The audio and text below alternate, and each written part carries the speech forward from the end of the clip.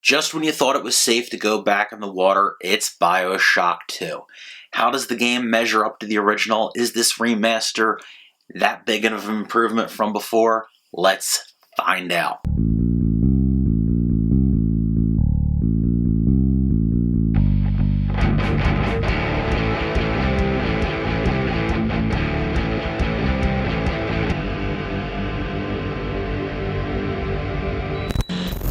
3 years after the release of the original Bioshock, 2 games came back with this game. Did they find more gold at the bottom of the ocean, or is this little more than a rehash? The game opens up with a cutscene from the point of view of your character. As the cover art suggests, you are a Big Daddy. One of the behemoths charged with protecting the atom-harvesting Little Sisters, as featured in the first game. You aren't just any Big Daddy, you are the first, known as Subject Delta. Anyway, the little sister you're protecting turns out to be the daughter of this game's antagonist, Sophia Lamb, a psychologist turned cult leader. While under the influence of a hypnotic plasmid, she instructs you to kill yourself. You survive and wake up some 10 years later. Rapture has gone all to hell, just like we saw in the previous game. Andrew Ryan, the father of Rapture and one of the antagonists of the original game, is now gone, and this has led Dr. Lamb to take control of Rapture for herself, kidnapping young girls from the surface, bringing them down and making a brand new generation of little sisters. You being a much older Big Daddy, you have a little bit different programming and conditioning from the others, as you are bonded to one specific little sister, Dr. Lamb's daughter Eleanor. Now grown, Eleanor has been hidden away by Dr. Lamb in one of the oldest parts of this underwater wasteland. You have a bit of a psychic link with Eleanor, as she will occasionally tap in and urge you to press on and sometimes tell you where you need to go. Needless to say, the task of this game is to defeat Dr. Lamb and find Eleanor. You're not completely alone through this adventure, as you have a number of supporting characters guiding you through the game via radio transmissions, and just like before, many of the details of the story unfold to you in the way of audio diaries. Making your way to Eleanor is no easy task, as just like before, you will have hordes of splicers, the drug-addled denizens of Rapture, to deal with. They are now all under Lamb's control. Being a Big Daddy yourself, some of the few who have held on to their humanity, they also don't take very kind to you as well, but there is also one new threat here. Seeing that years have passed, some of these little sisters have grown up to be what are called Big Sisters, a new breed of protector, faster and more powerful than their male counterparts. Bioshock 2 brings you to parts of the city of Rapture that were not seen in the previous game. Older parts of the city, ones more dilapidated than we've seen before, and as parts of the game suggest, these are the poor sections of Rapture as opposed to the more upper class ones that we've seen in the original. The gameplay footage you've been seeing so far is from the remastered version of the Bioshock collection played on the PC. Comparing it to the original version, be it on the same PC or the Xbox 360, you can tell there were definitely some improvements made in the graphical department. For comparison's sake, here is a little bit of the original version of Bioshock 2, played on the same PC.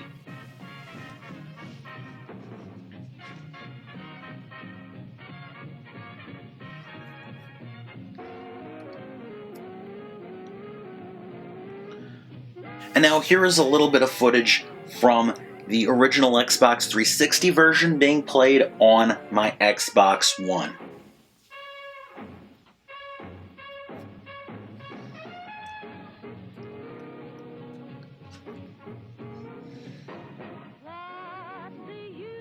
Regardless of which version of the game you have, the visuals really fit the atmosphere of the game. There's a certain grit to them. Back in 2010, the game really didn't look like a huge jump in visuals over the predecessor, which some people did complain about that it wasn't up to par.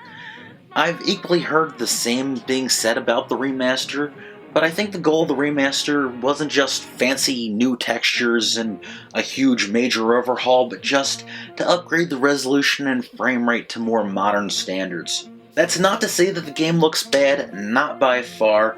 The visuals do fit the game, and that's exactly how I felt about the previous game as well, including that game's remaster. The sound was always a big deal to me about the original Bioshock, and I feel the same about this game as well. The soundtrack and score fit ever so well. You have a lot of that late 40s and early 50s inspired music, as the world of this game has been isolated from the outside, so any pop culture past that really wouldn't fit. And all the other sound effects are just as effective at setting the stage. The dialogue of the characters, whether those talking to you or those you hear on the recordings, they all seem to have this kind of lost in time kind of feel, like the way you hear in like old radio or old movies. The sound effects from the ambient to the situational also fit in ever so well, and it's worth noting that the sounds really, be it the music or the dialogue or anything else, they didn't seem to be altered very much from the original to the remastered to my ears. Compared to its predecessor, Bioshock 2 does have some improvements in the gameplay department. You can dual wield between the plasmids and the weapons, so you don't have to holster or draw your weapon every time you want to switch back and forth, which is very convenient. Also, you now have the ability to melee with any weapon, which is another very convenient change. One of my biggest complaints about the control layout of the original Bioshock was the mapping between the first aid kit and the Eve hypos. These have all been moved to places where you can't accidentally waste one. You start out only being able to carry up to 5 of each now, but that's not so bad, as there is little to no chance that you'll accidentally waste a first aid kit when you only have lost a sliver of health. Aside from those improvements, the core of the game really didn't change that much from Bioshock 1 to Bioshock 2. Comparing Bioshock 2 to the remastered version, it really doesn't feel any different. If anything, the game may play a little smoother, but that's less to do with mechanics and more to do with the upgrades. I think the reason a lot of people consider this game inferior to the original Bioshock is because they find the story a bit lacking. It's largely more of the same thing and not quite as compelling. Some people may even claim that the DLC campaign to this game, Minerva's Den, has a much better story than the main, and while I think it's quite good, I will not go that far. But I will just say, in the end, I think it's just a case of the law of diminishing returns on this one. In closing, I really enjoy both Bioshock 1 and 2. I love Rapture. It's dark, gritty, hopeless, and all these other nasty sounding adjectives, but it still makes for this most amazing locale, one of my favorite in all of modern gaming. I like it much more than Columbia from Infinite. That's just something about it, just not the same. And I know a lot of people are higher up on Infinite in the first game, but still, I enjoy Bioshock 2, and I recommend it. If you want to check it out for yourself on the 360 or the PS3, it'll only set you back about $5 for a complete copy. If you have Xbox One or PS4, $20 will get you the collection, which has Remastered 1 and 2, as well as Infinite, and all the DLC. One thing I will have to point out, though, is if you're playing Bioshock 2, the 360 version, on an Xbox One, you will encounter some disappearing textures and some graphical oddities, which are kind of annoying, kind of distracting, and it may take things away from the game. Just thought I'd add that in. Another thing I want to add in is that the remaster version on the PC, the Steam version, has a bit of an issue with crashing, and the game's been out for like close to 2 years. That's a bit of a problem, but if you do get the collection on Steam, you do get not just the remasters of 1 and 2, but you get the original versions as well if you want to check them out, take a Pepsi challenge, and compare them. And that's not too expensive either of a way to go. And either way, I still recommend the game. Just remember to save if you're playing that remastered PC version, because of all the crashing. Save often. What are your thoughts on the Bioshock series as a whole? What are your favorite games in it?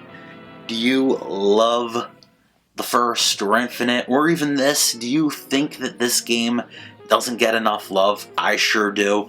Love to hear what you think. Leave a comment down below. Thank you so much for watching, and I'll see you next time. Take care.